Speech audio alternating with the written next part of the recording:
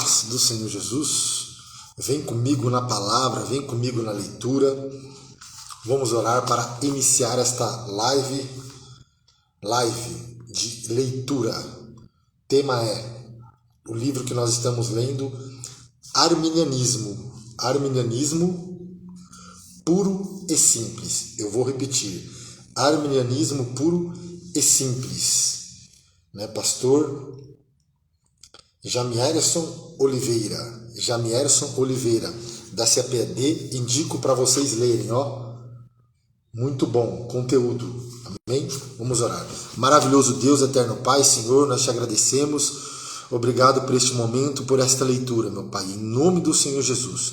Não deixa que nada venha roubar a nossa atenção no momento desta live. É isso que eu te peço, te agradeço. Espírito Santo, nos capacita, nos ensina, abra nosso entendimento, meu Pai, ilumina o nosso cérebro, meu Pai, em nome de Jesus. Amém? Graças a Deus. Nós estamos no capítulo 2 deste livro, Capítulo 2, a teologia arminiana. Eu vou repetir, a teologia arminiana. Capítulo 2, muito bom. Aqui vou mostrar para vocês, Capítulo 2, a teologia arminiana. Amém? Que é o que nós seguimos, essa escola, arminiana. Amém? Teologia arminiana. Nós vamos abordar o tema 4 visões sobre a salvação. Amém? Vamos lá. Agora que você já conhece um pouco da história e ministério do reformador Jacó Armínio, bem como o mundo e a sociedade da sua época, veremos de maneira objetiva e didática as 4 visões soterológicas. As 4 visões soterológicas desenvolvidas ao longo do cristianismo sobre a relação Deus-homem no processo salvífico. 2 desses pensamentos são heréticos. Vou até marcar aqui. 2 pensamentos são heréticos e 2 são legitimamente evangélicos. Amém? Então, 4 visões sobre as salvações. 2 pensamentos são heréticos e 2 são legitimamente evangélicos. Então, essas definições nos ajudarão a entender a controvérsia entre arminianos e calvinistas, propósito central desta obra. Então, a gente vai entender, o propósito deste livro é entender a controvérsia entre os arminianos e os calvinistas. Eu vou repetir, 4 visões sobre a salvação. 4 visões sobre a salvação. 2 são pensamentos heréticos e 2 são legitimamente evangélicos. Primeiro, herético. Nós vamos aprender o que é pelagianismo. Isso. Pelagianismo. Monergismo. Pelagianismo. Monergismo. O homem é o único agente na salvação. Vou repetir, o homem é o único agente na salvação. Ponto herético. Esse é o pensamento herético. Considera que o ser humano inicia e conclui o processo da redenção e santificação por viver o tipo de vida exemplificada por Cristo. Segundo Pelágio, quem que era Pelágio? O Monte Britânico. 400 depois de Cristo, não há conceito de pecado original e apenas Adão foi afetado. Portanto, o homem não está propenso a pecar, sendo livre para escolher a Deus ou rejeitá-lo. Ele pode fazer coisas boas por conta própria, sem que a graça o capacite, uma vez que não possui natureza pecaminosa.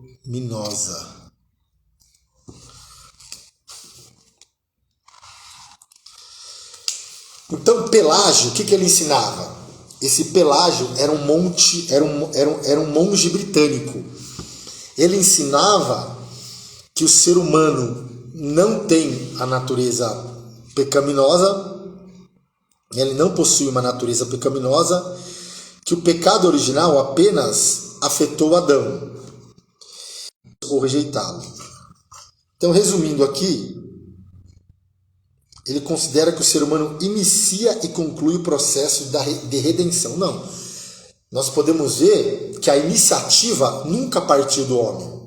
A iniciativa não parte do homem, a iniciativa parte de Deus. Então, na salvação, no processo da salvação, no processo da redenção, no processo do resgate ao homem, no processo em busca do homem, e no processo em ir atrás do homem. Então, a iniciativa não parte do homem, como Pelágio ensinava.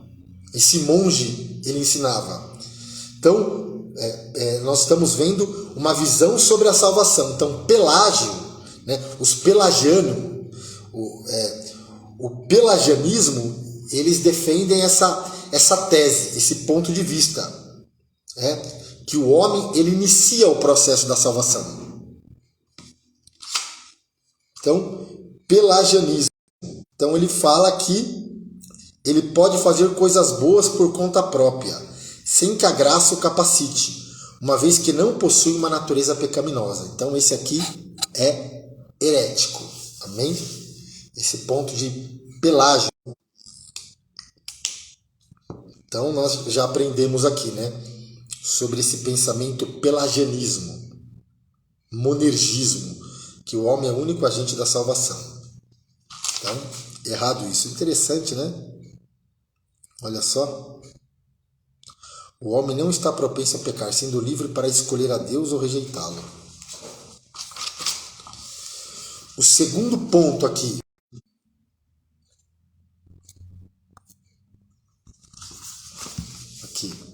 Semi-pelagianismo. Herético também. Vamos lá. Sinergismo. O homem inicia o processo, Deus responde ao homem. Considera que o ser humano inicia o processo de redenção, mas que ela seja concluída com a assistência de Deus e com o sacrifício redentor de Cristo. No semipelagianismo, o homem dá o primeiro passo. Não, o homem nunca dá o primeiro. Não tem essa de dar o primeiro passo. Quem deu o primeiro passo foi Deus. Quem iniciou o processo da salvação foi Deus. Então às vezes é errado a gente falar assim, não, vem, dá o primeiro passo. Não, o homem não tem que dar o primeiro passo. O homem só precisa responder a essa graça. Então, o semipelagianismo, né, que é o sinergismo, eles falam, né, que o homem dá o primeiro passo, escolhendo Deus pelos seus próprios méritos. O homem faz e Deus o recompensa. Mas a iniciativa ainda é do homem. Não, a iniciativa nunca foi do homem. Essa é a teologia mais popular nos púlpitos evangélicos brasileiros. Infelizmente, para muitos calvinistas, o semi-pelagianismo equivale ao arminianismo, o que está errado, como veremos a seguir. Então, terceiro aqui agora, arminianismo, sinergismo. Deus inicia o processo, o homem responde a Deus.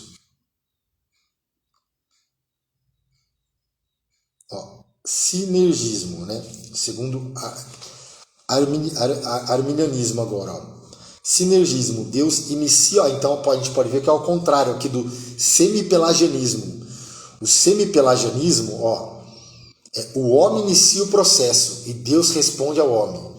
No sinergismo, mas na visão armínio, Deus inicia o processo, o homem responde a Deus, correto? Então, o homem não inicia nada, o homem só responde. Esse é o arminianismo, né? Sinergismo. O sinergismo segundo Armínio. E tem o sinergismo segundo Calvino, que é o semipelagianismo. Entendeu? Ó, arminianismo. Então, Deus inicia o processo, o homem responde a Deus. Considera que Deus inicia o processo de redenção. Providencia perdão a todos. Direciona sua graça a todos, mas só salva aqueles seres humanos que respondem com fé e aos seus sussurros iniciais. No arminianismo,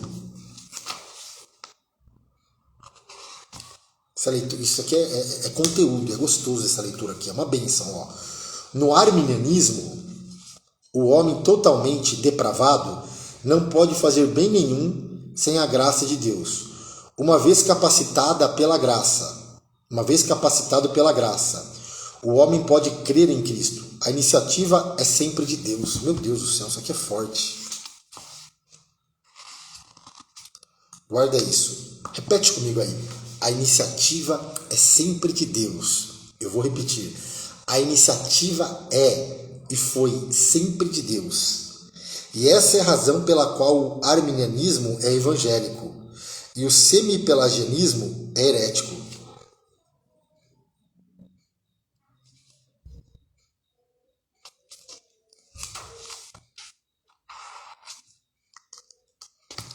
Nós amamos porque Ele nos amou primeiro. Aleluia. Amém? Agora, 4.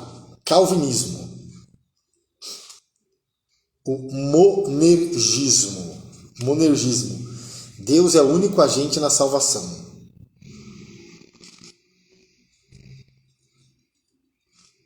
Considera que Deus inicia. Monergismo. Deus é o único agente na salvação. Certo. Vamos lá.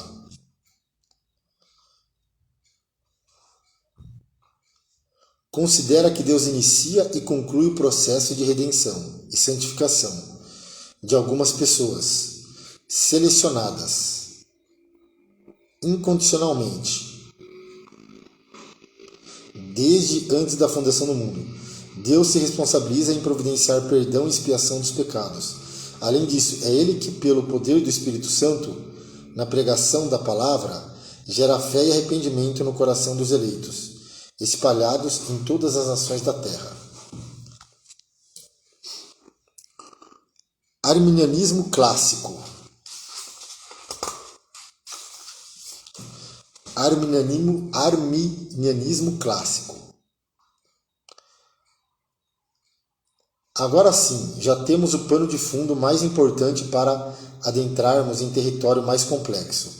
O que seria propriamente o pensamento teológico arminiano, herdeiro de uma teologia tão antiga como a própria Igreja, passando pelos primeiros pais, pela Reforma Protestante, pelos séculos dos avivamentos, pelo despertamento pentecostal e chegando até nós, robusta e absolutamente fiel à Escritura.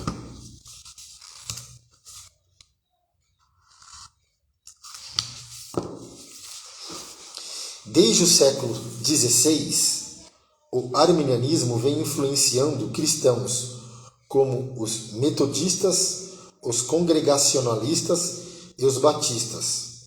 A History of Baptists, terceira edição por Robert Taubert, a expressão arminianismo é usada para definir as afirmações e crenças do holandês Jacob Arminio e de seus seguidores históricos, ou remonstrantes, bem como ideias mais amplas, como as de Hugo Grosso, John Wesley e outros. Veremos que se pode tratar o assunto por duas vertentes: arminianismo clássico, que tem Armínio a sua principal fonte, e arminianismo wesleyano, ou simplesmente metodismo, que tem João Wesley a sua fonte. O fato é que em 1589, um holandês chamado Coorte teceu refutações da doutrina supralapsariana, causando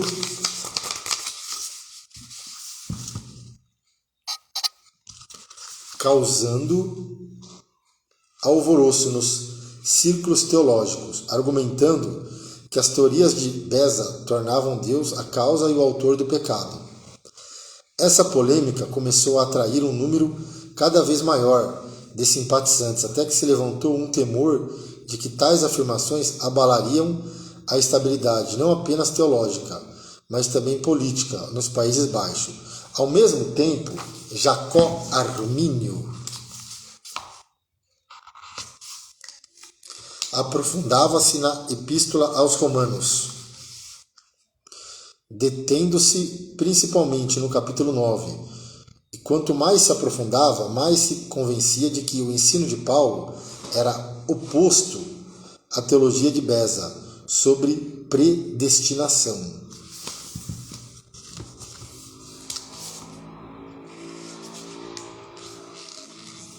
Embora Armínio nunca tenha abandonado a sua fé conforme as bases da Reforma Protestante, percebeu em seus estudos que equivocadamente os judeus acreditavam terem sido divinamente predestinados exclusivamente para a salvação, sem espaço para a possibilidade de que algo pudesse mudar esse quadro.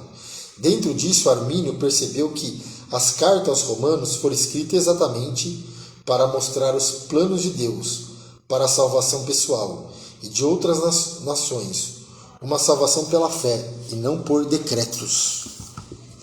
Então não é Deus que decreta a nossa salvação, não. Nós somos salvos pela fé. O ponto de partida é a fé. Tudo começa pela fé. A fé vem pelo ouvir a palavra. Não é que Deus decretou algumas pessoas para ser salvas, não, é pela fé. Né? Uma salvação pela fé e não por decretos. Depois de tal esforço, Armínio focou nos escritos dos pais da igreja. Compilou evidências, demonstrando que nenhum pai digno de crédito havia ensinado as ideias e conceitos de Beza. Constatou ainda que a predestinação apregoada por Calvino, Calvino pregava a predestinação por decreto, que Deus decretou, e não, jamais havia sido oficialmente aceita pela igreja. Olha só que interessante, então nos pais da igreja, a teologia de Calvino nunca foi aceita pelos pais da igreja. Essas constatações não seriam abandonadas ao esquecimento, como podemos visualizar na história do célebre teólogo holandês. Após a morte de Armínio, em 1610, 45 ministros assinaram uma declaração teológica chamada Remonstrância, palavra que significa protesto, famosa por expor através de 5 tópicos, em forma de protesto e de viés declarativo, um resumo do que crê um autêntico arminiano, a pedido de João. Olha só. A pedido de João Oldenbarde, chefe da província da Holanda, que iria apresentá-lo ao governo a fim de obter maior tolerância para os adeptos do arminianismo, como segue.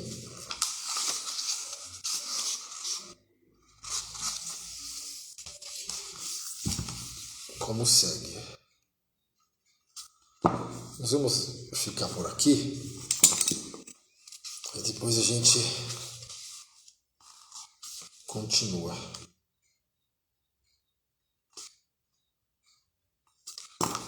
Ok? Depois a gente continua aqui, tá? Então nós vamos fazer uma recapitulação. Algo que eu achei bem interessante aqui foi a questão de as 4 visões sobre o pelagianismo, que é herético, que Pelágio, um monte britânico, ele pregava que o homem não tem uma natureza pecaminosa e que o homem não está propenso a pecar, sendo livre para escolher a Deus ou rejeitá-lo. E também herético, o pensamento semi-pelagianismo, que o homem inicia o processo e Deus responde ao homem. Também herético, que o homem dá o primeiro passo na salvação, e não. E arminianismo, que Deus inicia o processo e o homem responde a Deus. Então, No arminianismo, o homem totalmente depravado não pode fazer bem nenhum sem a graça de Deus. Uma vez capacitado pela graça, o homem pode crer em Cristo. A iniciativa é sempre de Deus. Né? Também um ponto aqui, o calvinismo, né? O monergismo, Deus é o único agente na salvação, evangélico. Amém? Considera que Deus inicia e conclui o processo de redenção. Amém? E também algo interessante que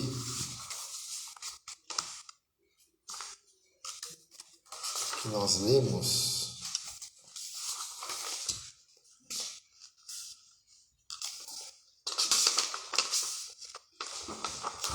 é que essa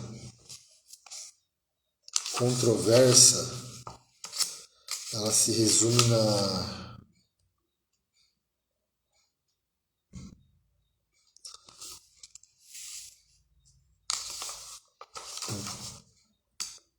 aqui, ó.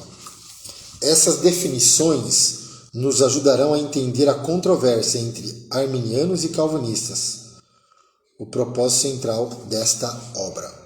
Mas amém? Então, nós aprendemos hoje, muito interessante, sobre o semi-pelagianismo, né, que ensina que o homem é o que dá o primeiro passo, e é errado. Não é o homem que dá o primeiro passo, é Deus que dá o primeiro passo. Então, no arminianismo, o homem, Deus inicia o processo e o homem responde a Deus. Deus inicia o processo e o homem responde a Deus. Amém? Então, a iniciativa é sempre de Deus. Glória a Deus. Então, nós vamos ficando por aqui. E depois nós vamos continuar a leitura deste livro. Amém? Vamos orar. Maravilhoso Deus, eterno Pai, Senhor Jesus, eu te agradeço. Obrigado por este momento de leitura, meu Pai. Eu te agradeço em nome do Senhor Jesus. Que esta aula, meu Pai, que esse ensino de hoje, que essas palavras possam ficar gravadas no nosso coração, em nome de Jesus. E nós aprendemos que a iniciativa é sempre de Deus. A iniciativa é sempre de Deus. O Senhor te abençoe e te guarde.